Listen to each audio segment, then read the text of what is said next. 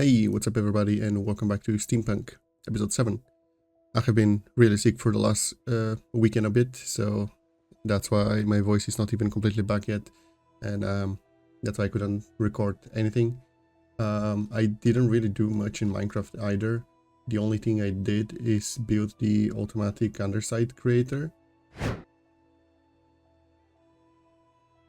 The Automated Andesite creator over here, which I mean I mentioned last episode, and you can literally find I'm gonna leave a link to it in the description below as well. But also there's something wrong with my FPS. Yeah, so basically everything goes into this 3x3 vault, and I just made some makeshift system here to be able to extract andesite alloy as I need it. And I also put a switch, threshold switch. When this vault is full to 90%, it's going to stop generating andesite, and when the vault drops to 50%, it's going to start generating it again. So it's basically going to not going to spend my SU when it doesn't need it. Currently it's still crafting, obviously. Now in today's episode I'm finally going to do the first few crop farms and the beginning of the tree farm, because I desperately need wood. At this point I'm running on fumes of whatever last few logs I can find, and I still need a lot for like casings, sorry, and other stuff like that. Also, in order to build the farms and how I've decorated them, I will show you guys the time lapse and narrate a little bit over it.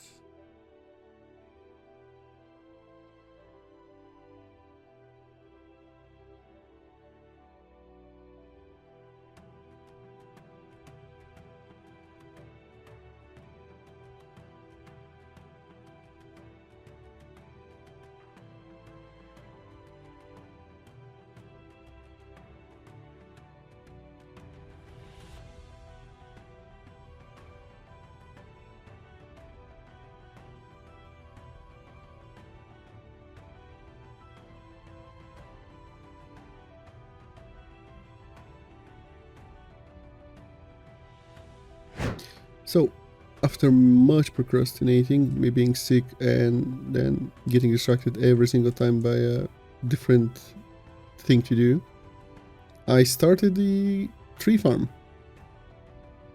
It's a very simple concept. First of all, we have a gantry shaft. On the gantry shaft, we have a gantry carriage, and on the gantry carriage, I have attached a bunch of saws on both directions, and deployers where you see these saplings. Like on each of these saplings there's like 2 deployers.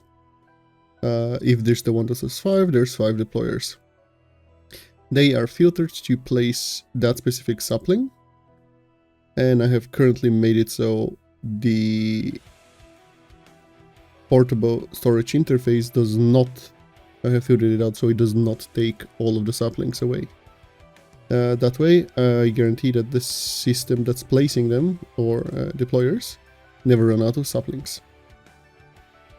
This will have to be changed a bit later, because eventually these barrels that are on top of the contraption are gonna get filled up with saplings.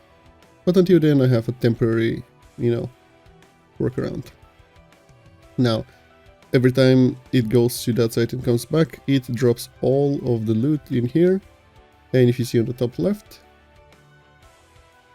there are 775 dark oak, 353 birch, 299, I believe that's mahogany, and probably 11 jungo, and some saplings that are there alongside apple and banana. Now, this is definitely not a finished farm or a completely foolproof, but it will do for now. So for now we have dark oaks, jungo, spruce, and birch, and these here are supposed to be mahogany or cherry. I haven't decided yet, so maybe I'll put the cherries here. And Let me just move back a little bit, because these saws can actually kill you. As you can see, they just grow whenever they grow, and the machine is picking them up on either side of the going in and going back. How the machine works: there's a powered toggle latch that is looking at the gear shift, and this here is a redstone link. Whenever this redstone link gets power, it pushes a signal into the gear shift, which changes the gear. If this gear gets changed, that controls which direction the gantry shaft is moving. These redstone contracts are also connected to the power latch. So whenever this one detects any kind of connection, it sends a signal here, which swaps the gear shift to going that way. And whenever the one on the other side gets a signal, it sends a signal again here to change the direction, so it can start coming back. So it's a very simple way. I have also put it at 128 rotation per minute. I guess RPM, rotation per second, I'm not sure. Because I have heard that moving carriages like this, contraptions, break if they're at higher than 128 speed. I don't know how accurate that is, but that is, either way, it is plenty fast for our needs.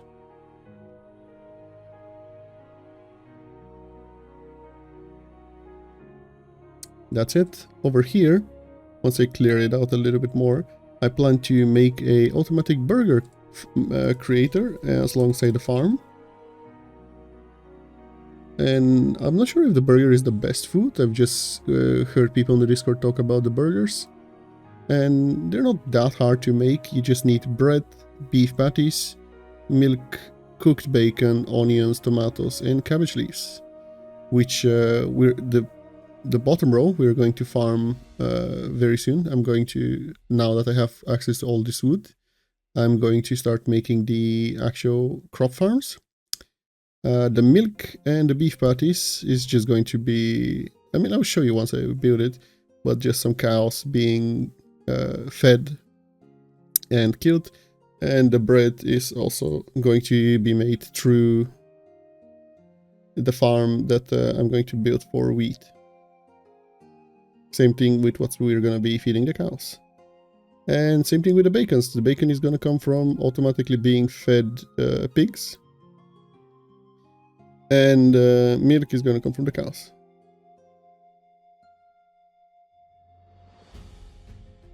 So yeah, now that the tree farm works, which was kind of our stopper from being able to, like, having to go gather trees manually, that was slowing us down a lot. Now, this episode is going to be a little bit shorter because, as you guys can hear, and as I mentioned earlier, I am still kind of sick, recovering from my sickness. But I want to show you guys what I did here for the automatic large cogwheel creator.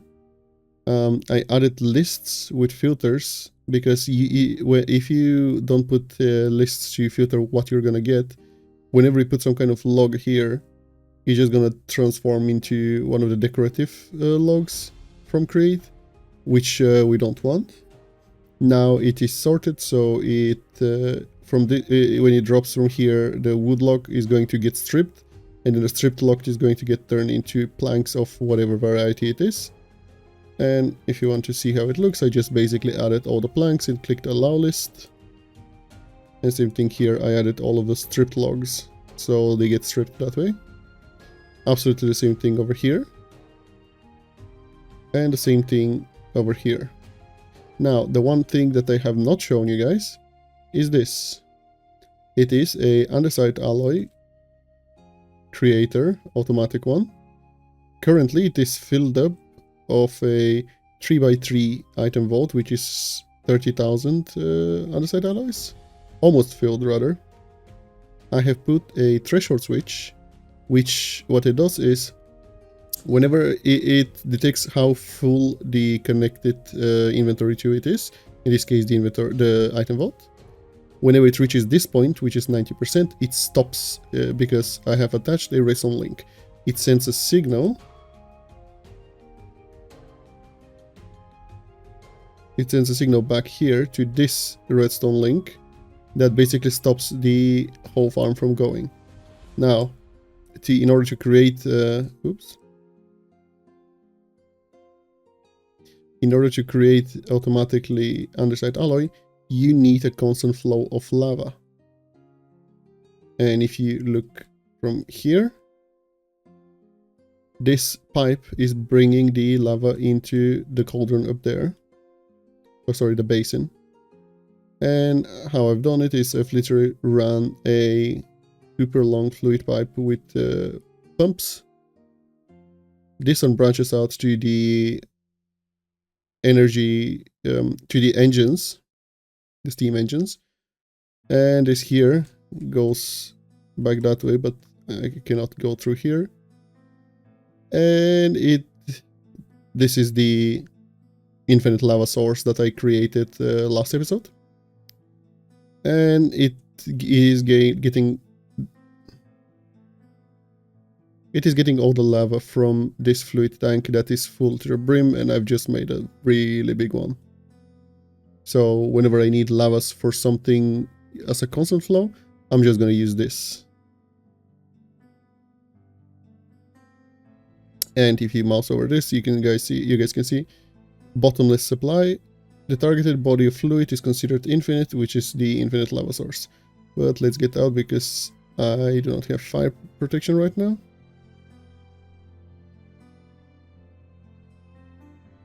There we go.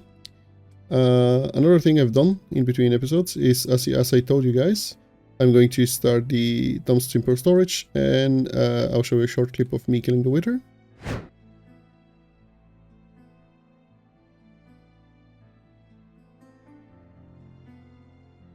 Okay. That was the first time I've killed the wither on this modpack. It dropped the wither eye, and the other star, fragment of Eden. I'm not sure what this is. And a withered soulstone that makes Ragnarok's Edge and Solanite alloy mix. And then a Solanite, if you cook that, you get a Solanite ingot. The JI doesn't know what it's used for, so I don't know. So anyway, I needed a beacon, that's what I came here for. After I killed the wither, I created a beacon, and down in the basement where everything currently is, if you guys can see, under every single storage controller, I have attached a inventory cable connector to all of them, and then they're going down into here. They're being connected to an inventory connector, which is connected to the crafting terminal that we crafted last time. And the crafting terminal now has access to everything. I'm going to add a bunch of item vaults, like in the walls here or something. We'll see where exactly I place them. Which currently,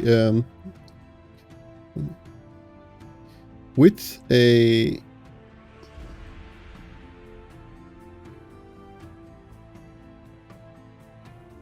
max level beacon right behind this, as you guys can see, it is a max level beacon with just the iron blocks from the iron farm we made.